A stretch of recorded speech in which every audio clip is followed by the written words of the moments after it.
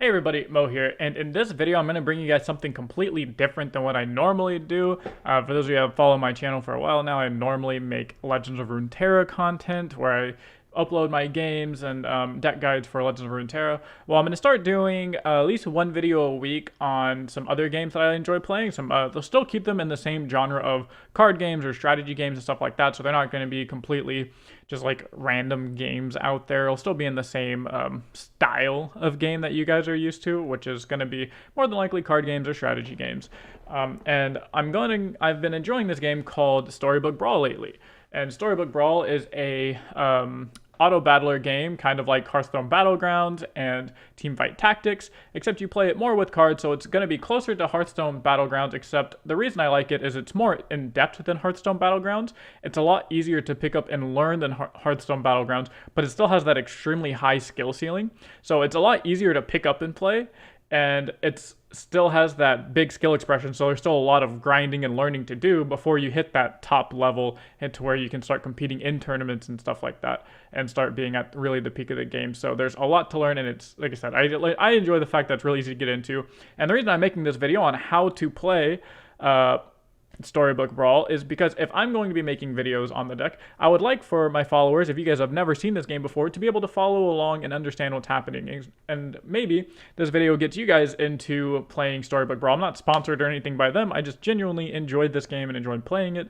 And maybe you guys can look at this game and enjoy playing it. I've streamed it a couple of times after my Legends of Runeterra stream, and I've gotten multiple people from those streams to say, hey, this game looks pretty cool, let me try it. And now they're hooked on the game and they absolutely love it. They like it more than Teamfight Tactics. I've heard people say that, oh, I was only Battlegrounds player and then I played this game and now I only play this game. So it's a really fun game. I hope you guys enjoy it.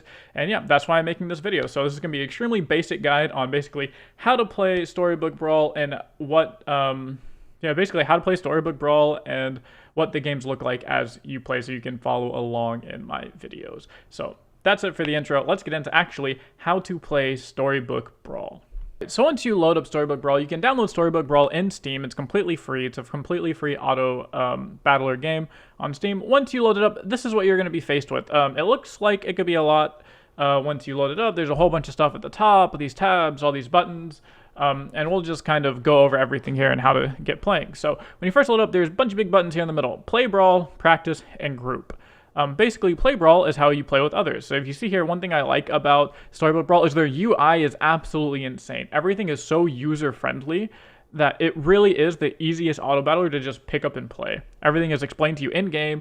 You don't have to go to any alternate websites to learn anything like that or gain any information. It's all here in client. Even we'll start over here on the collection tab. So you have the play tab, which is how you play the game, the collection tab, and the store tab. I believe store is where you buy different skins. This is where you can buy different this is where you can buy the heroes, which are kind of like your champions in this game, stuff like that. And then they have the collection tab, where you can go over every hero in the game. These are going to be the people you can play as. You go over every card in the game, and all of this again is just in client. You don't have to go to any external websites to try and find all this stuff out. Like this treasures and the spells, we'll go over, of course, what all this stuff means in a minute. But the fact that all this is in client is so fucking nice that you can just sit here and read up and learn about what each style of card does, like what to get at each different cost. And yeah, it's really nice that everything's in one place. So here, again, you can click Brawl, play Brawl if you want to play with other players. Click Practice if you just want to play against bots, and then Group. So this even has a function to where you can play with your friends. So we're going to go and just click a practice game mode here, so that way I'm not bothering with other people. And then boom, this is the first screen you get whenever you load into any game. So this is choose your heroes. So you're going to have 4 options of heroes. You might not own these last 2, but it'll always give you 2 options of heroes that you own or can play. It'll give you one for free. And what this is this is the person you're going to be playing as. And see, they each have little abilities underneath them. So some of them are going to be more direct with how you want to build them. For instance, Pied Piper says your shop sells an extra animal with +1/+1. So if you pick Pied Piper, you might want to be prompted to play an animal style comp, because this gives you a free animal every single turn, and the animal even gets +1/+1. So that's like that. Mararte has your first Last Breath triggers twice. So you might be tempted to play Last Breaths when you pick this champion. All of this you can just adapt to your playstyle and play however you want. This is support characters. We'll just go with the general Pied Piper here so we can get into what it is. So once you pick your champion, you click play, and then it puts you into the screen. So this, again, could look like a lot. So what I'm going to do is I'm going to break it up into 3 different sections for you. We're going to go over the top of the screen, the middle of the screen, your bottom, and then your character. So at the top of the screen, you have a reroll button, and this basically says for 1 gold, you can reroll your shop, and it'll give you a brand new shop of characters. So it rerolls your shop, and you get a brand new fresh shop, and you can do this. Obviously, it costs 1 gold. Next to that is you have the number of gold you have. So this 0, because I have 0 gold right now, because I just spent it showing you how rerolling works. And you out of 2, so you start with 2. Every round, you see right here, you say you gain 1 gold each round up to 12. Unspent gold isn't saved. So again, if you mouse over anything in this game, if you have a question about it, like, oh, you see this as a range, that's obviously a keyword, what does it mean? If you just mouse over it, it tells you. So it's a super UI friendly. But yeah, so you get a gold every single turn, and you use this gold for everything. This is your only like resource in this game. Obviously, other than your HP, this is really your only resource. Is you want to buy your units with gold, you buy spells with gold. And that's what gold is used for. And then finally for the top, we have this lock. So this allows you to freeze the shop. So let's say, oh, I really want to buy this Billy Gruff, but I don't have enough money for it. So you can lock the shop here, and you see it has the chains over it. And that way, at the end of your next turn, when you come back, the shop will be frozen. So here it will show you, we'll click battle. So it's not locked right now. I didn't lock it. And if you see, it gives me a brand new lineup. If I lock it, and then I click battle, you'll see that we're going to have these same 4 characters in the bread roll at the end of, they're going into the next round.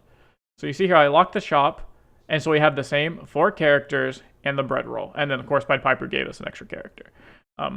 Yeah, so that's what the lock button does. It allows you, if you don't have enough money to buy something in the shop, but you want to buy it next round, you can lock the shop and buy it next round.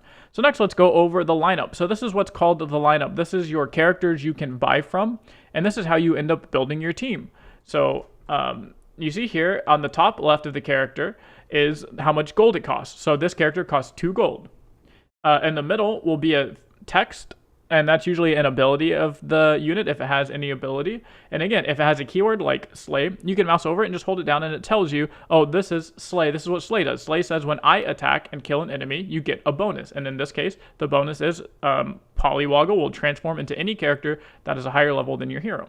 And at the bottom, you have its stats. So you have his attack on the left and HP on the right. So this is essentially a 2-cost 2/2 unit that says whenever I attack and kill an enemy, this card will permanently transform into a card that costs 1 more than your current hero level, which we'll get to hero level here in a minute. And yeah, so you get to buy this shop, and then your shop comes with 4 units and 1 spell. And I think the more you level up, the more characters go into your shop. I don't know the exact numbers. I just know that you start with 4.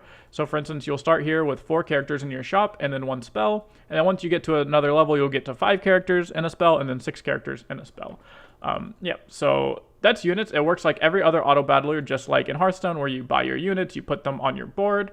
In TFT, you buy your units and then you put those on your board. The biggest difference this has is this has a spell. So you can cast 1 spell per turn, and every lineup will have your units and then 1 spell. So if we roll here again, you see here we get another spell, and they're not all free rolls. I kind of luck sacked there. So what spells do is spells usually give you a one-time bonus or sometimes a permanent bonus. So you see here, this says give an evil character +1/+1. I don't have any evil characters right here, but you can see underneath each character at the bottom is the character type. So you see this is a good character, and it is an egg. This is a good character, it's a treant. This is a dragon. This is a good character and an animal. So if I had an evil character, I could give it +1/+1 permanently, and that costs 1 mana. You can only cast 1 spell per turn. Unless obviously the spell says otherwise. So typically you want to wait until you can buy a spell that's going to be good enough for the turn. So if we're really late into the game, I probably won't want to spend the mana to give a character +1/+1. I'd rather wait and then buy an expensive late game costing spell that can really help me turn those late game battles. Like for instance, there's a spell that says deal 30 damage to an enemy. I think in the late game, that spell is going to be way more useful than giving one of my units +1/+1 permanently.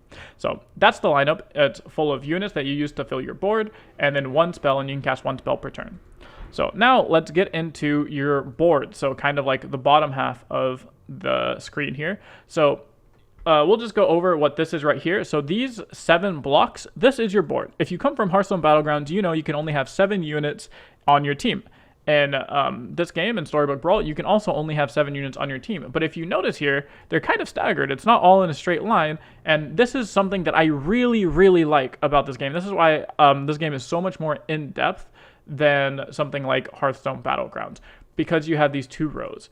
So I'll explain how combat works. Let me buy, I'll buy, probably this will be the easiest to explain. So I'll lock this because this has something I want to show you. So how combat works is you will attack from left to right, and you will attack from front to back. So if you have something that you really want to live for a long time, you can put it in the back row and guarantee that it will live the longest. Like if you put it in the back right, for instance, it will guarantee live the longest because it won't attack. It'll be the very last unit to attack. So if you have something that says every time a unit dies, I get +1/+1.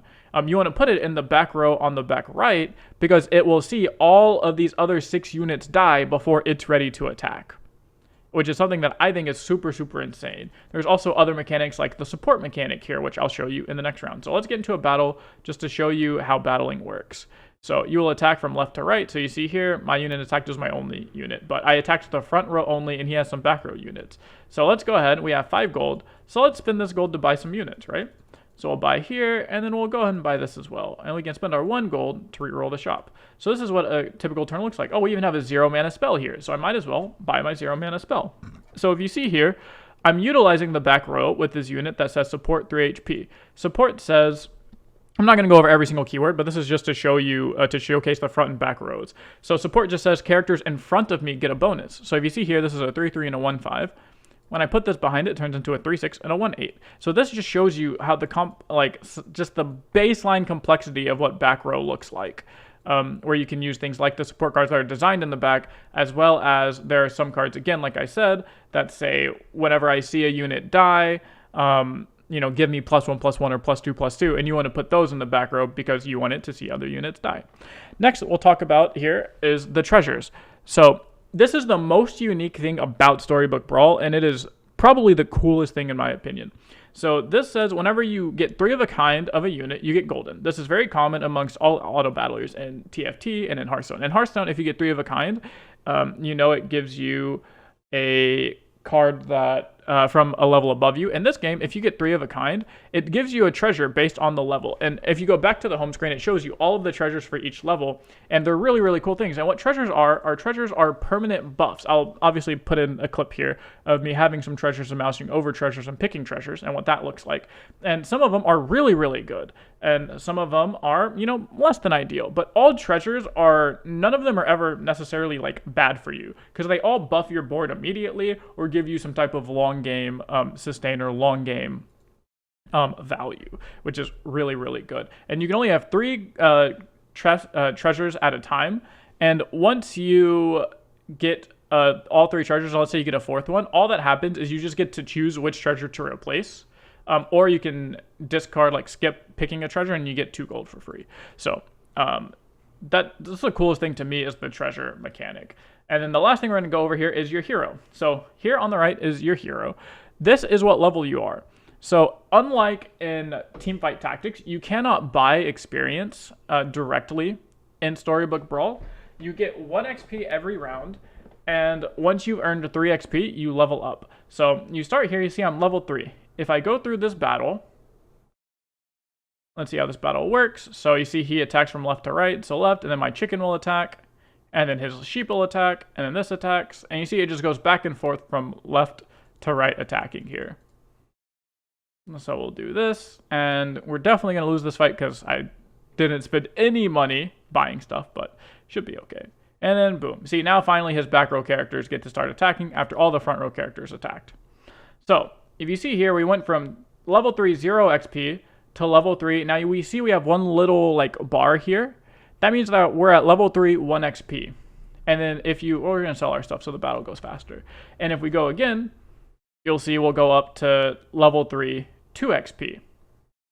And you see that now the bar is 2/3 full. And then at the end of the next battle, I'm not going to go again because I'll most certainly die. it'll go all the way back around, and this will turn into level 4 with 0 XP again. And that's how you level up. There are spells. I'll see if I can roll into one.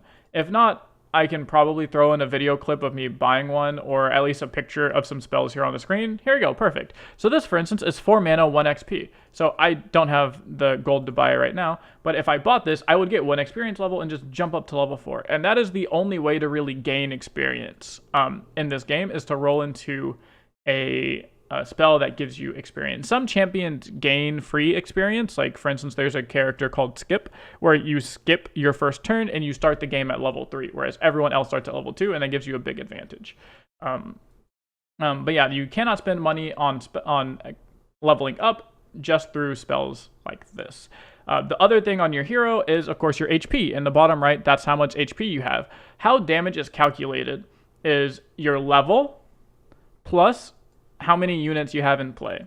So every unit, no matter what level they are, if it's a level 2 unit or a 6 cost unit, that will deal 1 damage unless it's tripled.